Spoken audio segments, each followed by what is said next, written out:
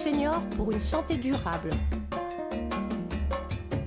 Rendez-vous sur vivelesseniors.fr. Vive les seniors! Bonjour Gauthier, vous êtes professeur agrégé en sociologie. Vous enseignez dans un lycée à Aubervilliers. Une étude a été menée sur la population vieillissante dont vous avez tiré des enseignements qui peuvent aider les seniors à mieux vieillir. Tout à fait. Merci de nous avoir accordé cette interview. Je vais vous poser une première question très simple. En quoi consiste la sociologie ? Alors, la sociologie, c'est la science qui étudie les comportements sociaux. Pour le dire très simplement, c'est des sociologues qui étudient comment est-ce qu'on se comporte en société et comment est-ce que la société nous transforme. Et nous accepte. Et nous accepte. Nous savons que les seniors sont de plus en plus exposés en prenant de l'âge à des problèmes de santé physique, psychique, sociaux, plus ou moins graves, avec des accidents de parcours dont ils ont beaucoup de mal à se remettre. Alors, dans le cadre de notre association, nous avons rencontré nombre de médecins et de professionnels de santé. Et il est intéressant d'avoir votre conseil et vos recommandations par le biais de la sociologie. Tout d'abord, je tiens à préciser que ce dont je vais parler, c'est tiré des travaux d'un sociologue qui s'appelle Vincent Karadec. Voilà, donc, si vous vous demandez d'où ça vient. Effectivement, Isabelle, tu as mentionné quelque chose. Vous avez mentionné quelque chose de très important. C'est l'idée que le vieillissement, ça nous change. Ça change notre corps, ça crée de nouveaux problèmes, de nouvelles difficultés. Et c'est de ça dont on va parler aujourd'hui, c'est ces difficultés-là liées au vieillissement. Et surtout, qu'est-ce qu'on peut faire? Comment est-ce qu'on peut sortir de ces difficultés? Alors pour parler de ce sujet-là, on va faire donc en 2 temps. On va d'abord parler des difficultés, pas forcément le plus joyeux, mais ça va permettre d'aborder après la question de comment est-ce qu'on en sort, comment est-ce qu'on agit face à ces difficultés-là. Comment on rebondit? Exactement, après comment est-ce qu'on rebondit? problème, comment se remettre en selle? C'est un peu ça. Exactement. Alors, je vais commencer donc par les difficultés. En sociologie, on a donné un mot, un concept pour parler de ça. C'est ce qu'on appelle la déprise. La déprise, c'est le fait d'avoir des activités dont la réalisation est de plus en plus difficile parce qu'on vieillit. La première chose qui paraît un petit peu la plus évidente quand on parle de vieillissement, c'est le vieillissement du corps. C'est le corps qui change, c'est le corps qui vieillit. Et forcément, ça peut créer des petites difficultés. Alors ça peut être progressif, on ne les voit pas forcément venir, mais on peut avoir un petit peu plus de mal à marcher, un petit peu plus de mal à se déplacer, on peut être un petit peu moins souple. Je vous le confirme. Forcément, c'est une expérience que quasiment toutes les personnes âgées connaissent. Et on peut avoir plus de mal à dormir, un peu plus de mal à digérer, plein de petites choses comme ça qui sont pas forcément des gros sujets, mais qui s'accumulent, qui apparaissent, qui se mettent en place, etc. Ça, c'est un premier phénomène de déprise. Et on peut avoir typiquement une personne âgée qui va avoir du mal à digérer certains aliments et donc qui va devoir changer son régime alimentaire. C'est des choses assez classiques en fait, assez courantes. Un autre phénomène de déprise, c'est pas forcément son corps qui change quand on vieillit, c'est peut-être la société en fait qui évolue. C'est-à-dire qu'on peut rester la même personne, avec le même état d'esprit, la même santé, et autour de nous, les choses changent. Je vais prendre 2 exemples pour vous éclairer. Le premier, ça peut être celui de la voiture, de la circulation. Par exemple, on peut avoir l'habitude de rouler à Paris, rouler dans des grandes villes, rouler dans des endroits. Et en fait, les règles de circulation, de conduite peuvent changer. Il peut y avoir une rue qui va devenir à sens unique. On peut avoir un périphérique qui est limité à 50 km/h. On peut avoir des impasses qui se créent ou des rues qui deviennent piétonnes, etc. Donc tout ça, si on n'a pas l'habitude, ça devient des difficultés, ça devient des freins. Il faut réapprendre à conduire dans certains lieux. Donc c'est pas la personne qui a changé, c'est la société autour d'elle qui a évolué, et donc il faut suivre cette évolution, d'où ces difficultés. L'autre exemple auquel toutes les personnes âgées sont confrontées, et même pas que les personnes âgées, c'est le numérique. Le numérique, c'est vraiment l'exemple type d'une situation où la société de plus en plus nous impose des démarches numériques, des démarches administratives. Et je dois préciser, la santé Tout à passe fait. entièrement maintenant par le numérique. Pour avoir des rendez-vous médicaux, il y a des médecins. Doctolib. Doctolib. Si on ne maîtrise pas Doctolib, il y a des médecins auxquels on ne peut plus avoir accès. Oui, Et absolument. Parfois, c'est assez impressionnant. Donc, il faut maîtriser le numérique. Et la maîtrise du numérique, ça s'apprend. Ça ne vient pas tout de suite. C'est pas forcément évident. Donc là, on voit bien que c'est une forme de déprise, c'est des difficultés. mais qui ne sont pas liés à la personne, c'est vraiment lié à la société qui évolue. Ça, donc on a vu déjà 2 formes de déprise. On va continuer sur des choses un petit peu plus soudaines, un petit peu moins progressives.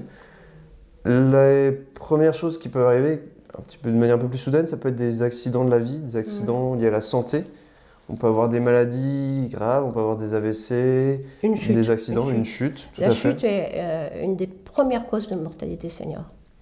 Et souvent, les chutes peuvent être assez graves quand on est une personne âgée ou une personne senior, parce que tout de suite, on a les os plus fragiles, il peut y avoir des conséquences lourdes, on peut se casser des côtes, on peut se casser des choses. Tout de suite, ça devient plus difficile, il y a beaucoup de complications. Ça, c'est des choses qu'on ne peut pas forcément anticiper, ça peut survenir du jour au lendemain, mais ça fait partie des choses liées au vieillissement et à la déprise. Et c'est pour ça qu'on en parle aujourd'hui. Et enfin, dernier cas de figure, qui ne concerne pas forcément la personne, mais encore une fois, qui concerne la société, qui concerne plus précisément son entourage. Il peut y avoir des décès, il peut y avoir des disparitions, il peut y avoir des gens qu'on perd de vue, qui on n'a plus de contact, etc. Qui provoque une douleur très significative. Effectivement, c'est des épreuves, vraiment, des épreuves parfois très dures à surmonter. Et ces épreuves, c'est pas la personne qui change, c'est son entourage en fait qui peut changer. Son entourage qui peut développer Alzheimer, Parkinson, etc. Donc là encore, on a une forme de déprise. En vieillissant, on a aussi notre entourage qui vieillit et un entourage qui donc lui-même connaît des difficultés, etc. Devant ces nombreuses difficultés, passons à ce que vous appelez la reprise. Je tiens à préciser que quand on parle de déprise, il y a quasiment toujours une reprise possible. La reprise, c'est le deuxième moment, deuxième phénomène, c'est l'idée de trouver des solutions. Des solutions qui ne sont pas forcément parfaites, mais qui souvent existent. Alors tout d'abord, pour commencer la reprise, il y a un point de départ qui est très important, c'est l'acceptation. Si on n'accepte pas le vieillissement, si on n'accepte pas le changement, la déprise, on ne peut pas agir dessus. Ça, c'est la condition sine qua non. C'est-à-dire, s'il n'y a pas d'acceptation, on ne passe pas aux étapes suivantes. Exactement. En fait, si on n'accepte pas, on ne peut pas changer. Et la reprise, c'est un changement. Donc il faut être capable, il faut accepter ce changement. Alors l'acceptation, ça peut être tout d'abord être prêt à tester de nouvelles choses, admettre la nécessité d'un changement. Alors quand on vieillit, parfois on a l'impression qu'on n'a pas forcément envie de tester de nouvelles choses, mais c'est important de se dire qu'il faut être ouvert à de nouvelles possibilités. L'acceptation, c'est aussi le fait d'anticiper, de se poser des questions, qu'est-ce qui peut nous arriver, qu'est-ce qui peut changer dans la société, etc. Et plus on anticipe, plus on sait qu'on va avoir besoin d'apprendre du numérique, plus on sait qu'on va avoir besoin d'apprendre de nouvelles choses, et plus c'est facile, le moment venu, de changer son comportement. Et enfin, l'acceptation, c'est aussi, et ça c'est peut-être le plus important, écouter les autres en fait. Il y a des choses où on a du mal à se rendre compte, parfois on a du mal à s'ouvrir à des choses, à de nouvelles possibilités, et c'est nos proches qui le savent mieux que nous parfois, qui nous voient changer, qui voient qu'on a des difficultés. Il faut être prêt à les écouter, il faut être prêt à écouter les autres.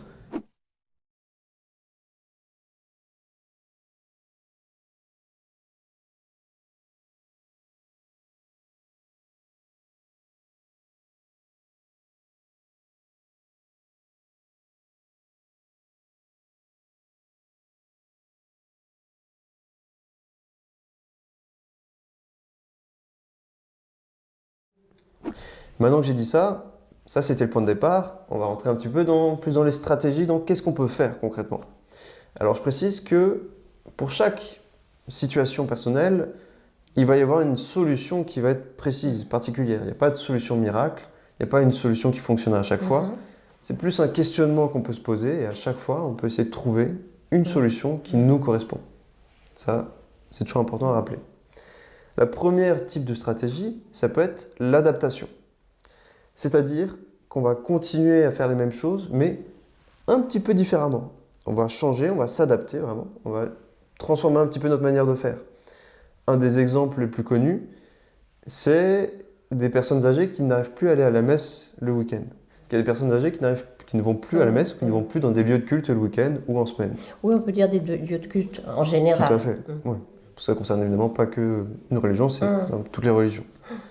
Une des solutions qui existent, c'est en fait la messe à la télévision ou des cérémonies à la télévision. C'est différent, c'est pas forcément le même ressenti, les mêmes choses. Par contre, c'est une manière de continuer à faire quelque chose qui est important pour soi. Je vais prendre un deuxième exemple. Il y a beaucoup de personnes âgées qui ont du mal enfin, qui perdent un petit peu dans leur capacité de la vue, et donc ils peuvent avoir du mal à conduire, alors de nuit notamment, et aussi de jour. Forcément, quand on a du mal à conduire de nuit, on a les yeux qui fatiguent, on a du mal à voir les distances, etc. Il y a plein de choses qui peuvent se passer. Comment est-ce qu'on s'adapte à ça? Alors, soit on conduit moins longtemps, c'est bête, mais en fait, faire plus de pauses, c'est une manière de s'adapter, c'est pas très compliqué, tout le monde peut le faire. Soit on se dit, certains trajets, on va les faire uniquement de jour.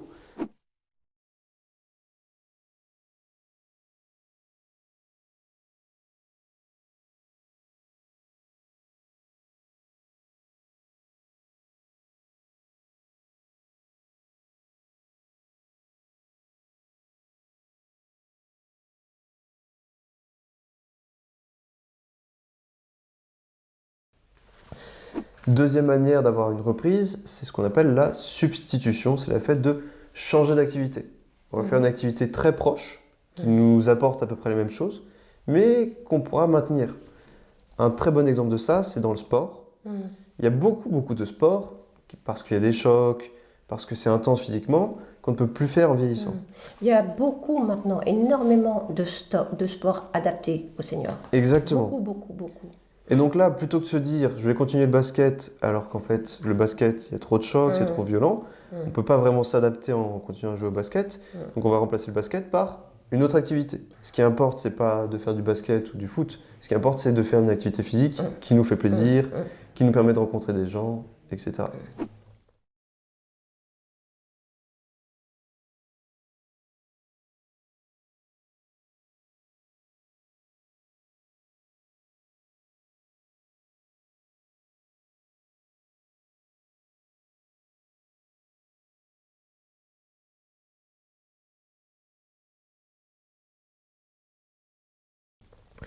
Troisième exemple, troisième possibilité de reprise, c'est le fait d'aller à l'essentiel.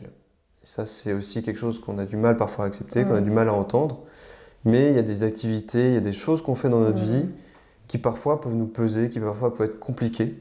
Il faut être capable. Ça, je trouve que c'est très important d'aller à l'essentiel. Exactement, il faut être capable d'y renoncer en fait.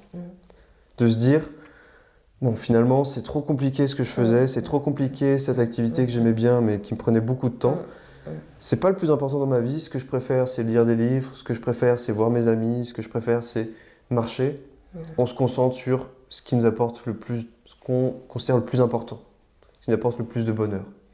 Et ça, parfois, on a envie de tout maintenir. On a envie de tout garder, de tout continuer. Et en fait, le plus simple, parfois, c'est simplement de se recentrer, de se concentrer sur ce qu'on a vraiment envie de faire. Lâcher prise. Exactement. On appelle ça souvent. Et ça rejoint tout à fait le lâcher prise.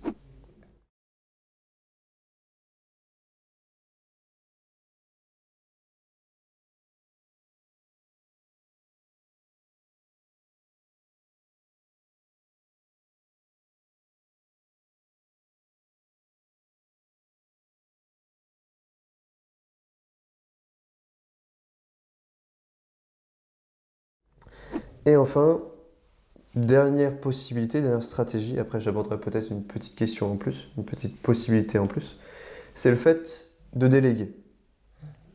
Encore une fois, quand on vieillit, il y a toujours ce phénomène de déprise, et parfois on a du mal à renoncer à certaines activités, pas à renoncer totalement, mais à se dire ça va être quelqu'un d'autre qui va le faire. Et déléguer, savoir prendre appui sur ses proches, savoir prendre appui sur ses voisins, sa famille, ses amis, ça peut être une très bonne stratégie.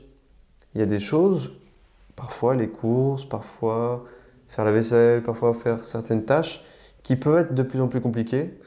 Et on peut accepter de se dire ce n'est plus moi qui vais le faire, ce n'est plus moi qui vais faire à manger pour toute la famille quand elle arrive le week-end. Je vais pouvoir déléguer à quelqu'un, je vais essayer de trouver une solution, je vais pouvoir passer le relais. D'autant plus qu'il y a maintenant beaucoup de systèmes d'aide à domicile ou d'aide maintenant qui sont gratuites. Oui, tout à fait. Beaucoup de possibilités qui existent. La question de la délégation, et ça soulève quand même une autre question très importante, qui est celle de l'entourage. C'est-à-dire qu'en vieillissant, et aussi quelque chose dont on n'a pas encore parlé, mais c'est le fait qu'on est de plus en plus isolé, on a de moins en moins de connaissances, de relations, et cet isolement, ça a plutôt tendance à aggraver la déprise. On va vieillir un petit peu plus vite, on va avoir plus de difficultés, on risque d'avoir un mal-être plus fréquent. Et à l'inverse, quand on est bien entouré socialement, quand on a beaucoup de proches, une famille étendue, des gens qui nous comprennent, des gens qui nous écoutent, ça facilite énormément la reprise. C'est pas une solution en soi, mais c'est un petit peu un facilitateur, quelque chose qui va nous aider.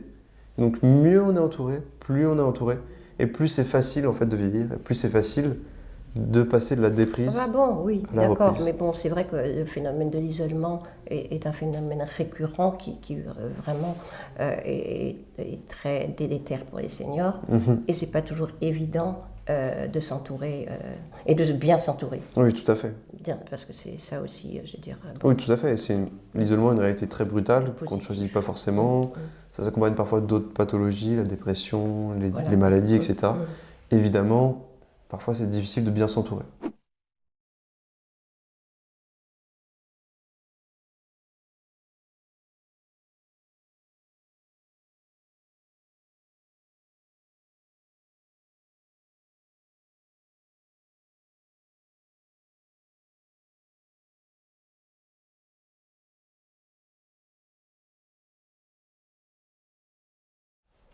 Eh bien, reprenons-nous. Hein.